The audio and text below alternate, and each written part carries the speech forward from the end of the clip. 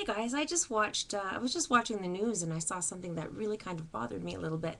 And I just wanted to share it with you. I was watching a gentleman talking on the news about making plans for like emergencies and stuff and definitely having water and food on hands, on hand, and making like family emergency plans. And nobody is mentioning pets. And I just wanted to remind everybody that perhaps you should include your pets in these family emergency plans. Um, leaving your animals at home, some people might think it's a no brainer. We're just going to leave our animals at home. But look what has happened with a lot of the terrible tragedies that have happened. You don't know how long you are going to be separated from these animals. And we've domesticated along a lot of our pets, and they can't take care of themselves. A lot of them can become disoriented, lost, injured, or killed, and that has happened with millions of them. Millions of them. Like, just Google it. It's terrible and sad and frightening, and I don't want to lose any of my pets if something happened. If a tornado was to hit, I want to have an emergency plan that's going to take care of my entire family, and that includes my 5 dogs and my 2 cats and my cattle, but including my 2 pet cows. I want to make sure everyone's okay. So I'm making an emergency plan for my whole entire family, and that includes my fur family. And I'm going to do that as soon as this video is over. Include everyone in my emergency plan. So I just wanted to remind you guys as well. So I looked up some safety tips. So while I'm looking down, I'm just letting you know what the safety tips that I found. It was saying that the first sign of disaster, definitely bring your dog and your cat indoors because animals can sense danger, and their first instinct is to hide. So if there's a tornado or a rainstorm or something coming, they might take off and not want to hide inside. They might take off and hide, and that's not a good plan. Another thing you can do is you can create some kind of a buddy system with neighbors.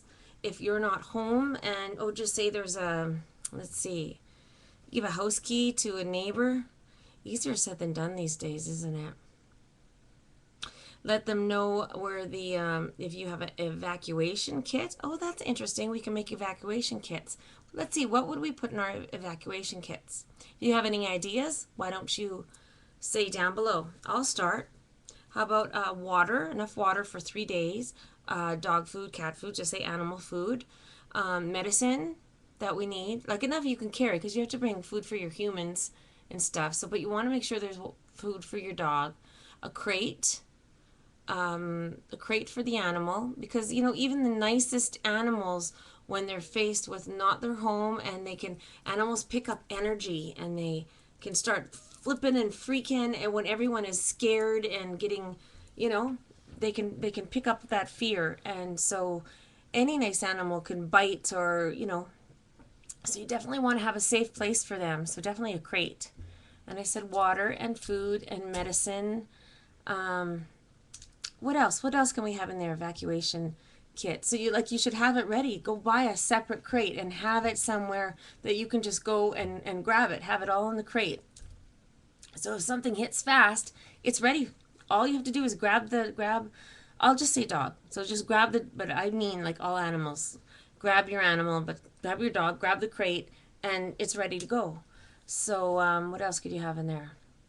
You guys tell me down below. Besides, their ID, if they have a microchip, which I'm thinking is a better and better idea these days. Copies of their vet records. In case you guys get separated, that's a really good thing to have. Maybe you might be going to a place that doesn't allow pets and your pet has to go to another place. You want to have that call. You want to have their record, and so you can have an ID. So it's saying that is your pet. You have the record, and they have the chip. So let me know. Let me know what you think should be in an evacuation kit. Let's see. Oh, there's an evacuation harness that you can get. It says so you can put your dog through an upstairs window if there's a fire or a flood. It can clip around the dog or cat's body, and you can put them down. That's an interesting thing that you can put. float coat. I guess it all depends where you live and what, if you're prone to floods, if you're prone, whatever you would be prone to. Let's see. Well, this is kind of sad. Appointing a guardian. What would happen to your dog, if you were to die? That's a whole other video that I'll touch on down the road. But that's something to just think about. But I'll talk about that another time. Let's see.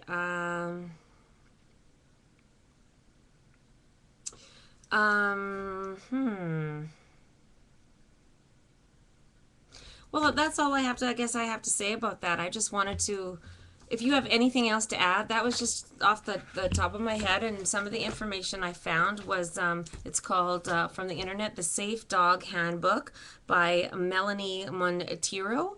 I get a lot of information from that book. It's a fantastic, fantastic book. She's a really nice, wonderful author, and she gives a lot of dog tips, puppy tips, stuff like that. So you definitely look up that book. I'll give the information down on the thingamabobby information thing. Take information from me because I can talk. I just wanted to remind you how important it is to have that information, and to think about that when you're have to evacuate, to definitely think ahead and make sure that your pets are protected, and that you have, besides having water and food for yourself and your family and your medical cards and your passports and all that stuff aside, beside all that, you have a crate for your animal, and with all that important stuff, so you can grab that crate and you can grab your animal in a moment's notice, and you can head out the door as fast as you can. And one more thing, perhaps just to remind you, you can order or even put on your door that you do have animals in your house, and how many animals, or let your neighbors know, or several neighbors know, in case there's a fire or a disaster in your home while you're gone and you're at work, because no fireman's going to enter, or maybe a fireman could, if there's a fireman watching this, they could tell me. I don't know how it works. But animals do hide, and if there's an animal in there, I would want to know, a fireman would want to know, because to go in to rescue that animal. If my dogs were in the house, I want a fireman to know that my dogs are in the house, so he has a choice of going in there and getting my dogs out of the house. So I definitely want him to know. And I do have a natural disaster thing set up for my dog lodge if something was to happen, and what I would do, always planning ahead if there was a natural disaster where I am, and with the dog lodge that I have, and what I would do with all the dogs in the lodge, and how I would handle it, because it's always really smart to think ahead and to be prepared to take care of your family and to take care of your fur family, and in my case, my beautiful, wonderful fur guests. So thanks for listening to Dog Tips with Kiki. Excuse me. If you have anything else to add, please put it down there. Thanks, guys. Bye.